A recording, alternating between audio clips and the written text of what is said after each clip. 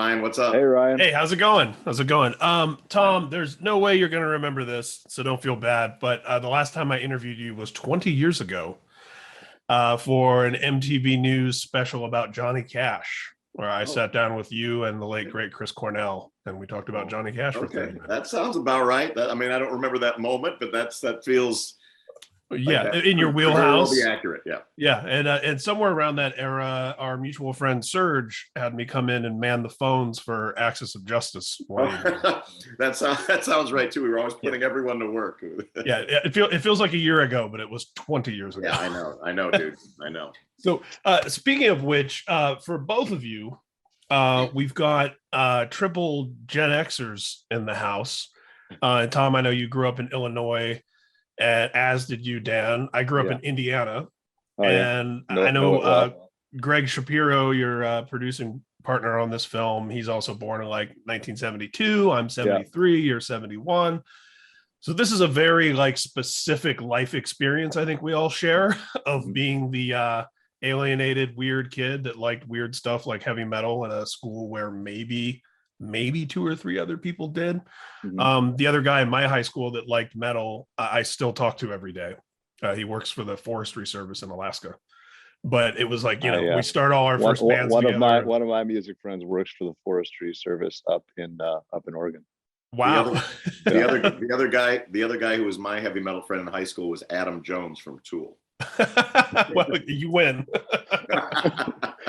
Your high school was clearly a much better. Forest of riffs, I guess, would be something. Indeed, a dense forest of riffs. Yeah, a dense forest. So Dan, when you're putting this story together, which I understand actually predates Game of Thrones, one of the things in the metal community, of course, that we're all too familiar with, for better or worse, is the idea of cred and the idea of posers. So how hard is it when you're building this world, to balance that responsibility of making sure that this is all cred and that everything feels it's a line to walk where you want to make it for the people who are a part of the world and the genre. You want to make sure that they know that you're on their team, and you also want to make a movie. It's not only for those people. You want to make a movie that kind of opens the door to the tent and invites some other people in to try to show them what the music means to these kids, make them understand that what this music means to these kids, that might not mean that to you, but something else in your life probably does mean that to you. And so just kind of drawing those lines of emotional connection between what emotional needs the metal provides for these kids and the emotional needs that everybody watching has. So, but on the metal front, they would try to create a well-balanced metal meal across the soundtrack, tried to mix it up as much as possible. There are limits of soundtrack budget and limits of time, so there's always stuff you wanted to put in there that there wasn't room to put in there. But I think we have a nice smattering of greatest hits and deep cuts throughout the whole thing. And that's a great segue for you, Tom, into the whole music side of this film. Describe for us, if you can, what exactly your role is. Sure.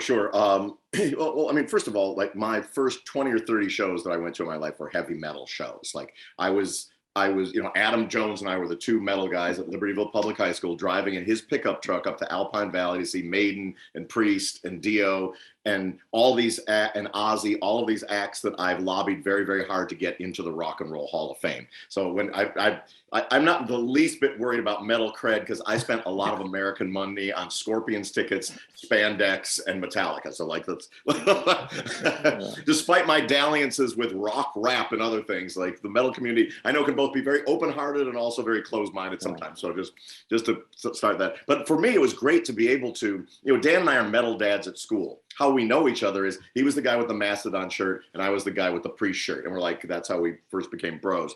Yeah. But it was great to be able to enter that mindset that I had when I first picked up the guitar. It's not metal mixed with rap. It's not metal mixed with EDM. It's not metal mixed with anything other than more metal. And so to put on that, to kind of tap into that original DNA, of my first love of music, my first love of concerts, my first love of feeling a connection outside of the staid conservative community that I lived in, and be able to write. I mean, my one was to write the song, the song that the kids play. That was, and then two, sort of help with the actors. None of whom were from, had deep metal roots, and to make them, as they grew into convincing Metallians, sort of to help them with their, what it feels like, not what it means, not what it looks like. That's something anybody can do. You put in, you're an actor. Two of them learned to play their instruments from scratch, which was pretty amazing.